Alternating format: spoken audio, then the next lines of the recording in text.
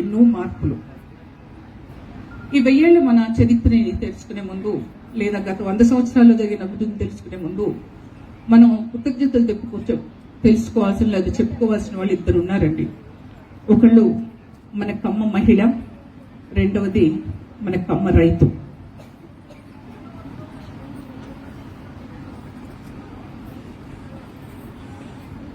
తెలుగుదనం ఉట్టిపట్టేట్టుగా ఉన్న ఇక్కడ ఈ మహిళలందరూ కమ్మ కట్టు బొట్టు చూడగానే నమస్కరించాలి అనిపించేంత రూపం.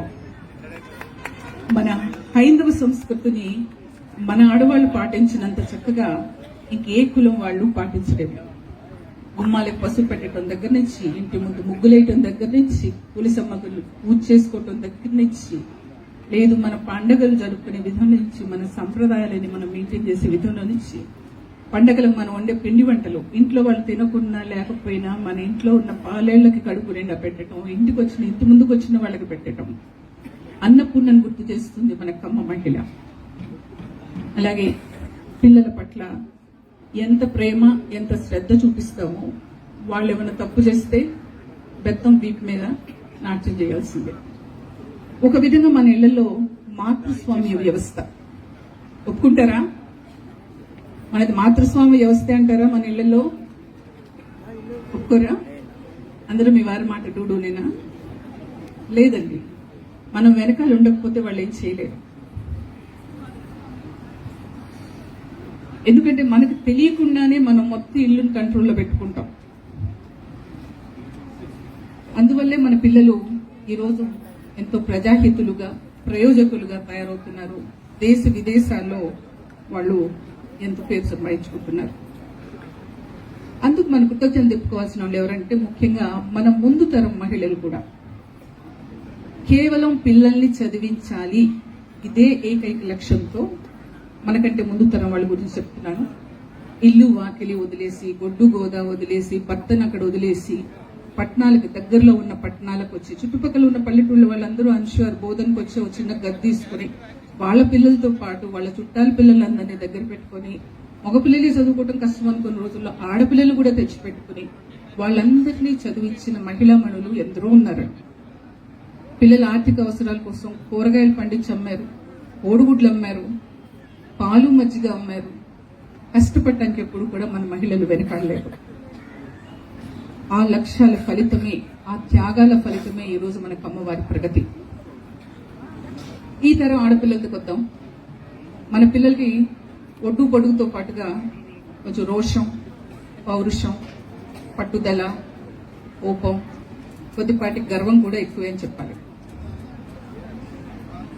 ఒంటి చేత్తో అంటే ఎలా కనిపిస్తుందంటే భర్త వెనకాల అడుగుజాడల్లో నడుస్తూ ఆయన వెనకాల ఉన్నట్టు అనిపించినా కూడా ఒంటి చేత్తో ఇంట బయట సర్దుకోగల, చక్కబెట్టగల సమర్థురాలు. ఉదాహరణ మన మండవ గారి భార్య. పైకి మనకి మండవ గారి భార్యలా అనిపిస్తుంది, కానీ ఆయన వెన్నెముక, ఆయన బలం అంతా కూడా ఆవిడే. ఎలక్షన్స్ టైంలో కానివ్వండి, ఎప్పుడన్నా కానివ్వండి, ఆవిడ లేనిదే ఆయన లేడు. అది మండవ గారే స్వయంగా చెప్పారు ఇప్పుడే. ఇంటి తాళాలతో పాటు భర్తను కూడా కొంగుకు కట్టుకోగల సమర్థురాలు మన ఆడపిల్ల. వంటింట్లో వండి వారుస్తుంది, పొలానికి వెళ్లి గట్టు మీద నుంచి వ్యవసాయం కూడా చేయించగలుగుతుంది, సాఫ్ట్వేర్ జాబ్స్ లో కంప్యూటర్స్ తో నాట్యం చేయించగలుగుతుంది, పెద్ద పెద్ద సంస్థలను సీఈఓలుగా ఎంతో ధీటుగా నడపగలుగుతుంది. ముఖ్యంగా తన బిడ్డలకి అన్యాయం జరిగింది, తన వారికి అన్యాయం జరుగుతుంది అనుకున్నప్పుడు అపర కాళికలాగా విజృంభిస్తుంది. మొన్న అమరావతిలో జరిగింది ఏంటండి? ఎవరు ఉద్యమం నడిపింది? ఆడవాళ్ళ, మగవాళ్ళ? ఆడవాళ్ళే. ఎందుకంటే కుల విద్వేషకులు ఉన్నారు. వాళ్ళతో పాటుగా మన కులంలో చెడబుట్టిన వాళ్ళు కొంతమంది ఉన్నారు.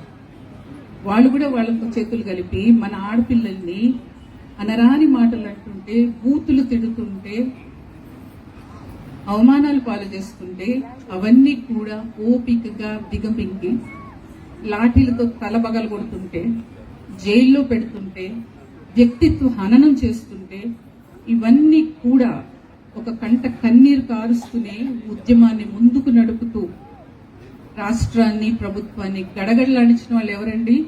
మన జాతి ఆడవాళ్ళు. వాళ్ళకి ఒక్కసారి సభాముఖంగా తప్పట్లు కొట్టండి. వాళ్ళని చూసి మనం నిజంగా మన పోరాట పటిమకు మనం నిజంగా గర్వపడాలి మన ఆడవాళ్ళు.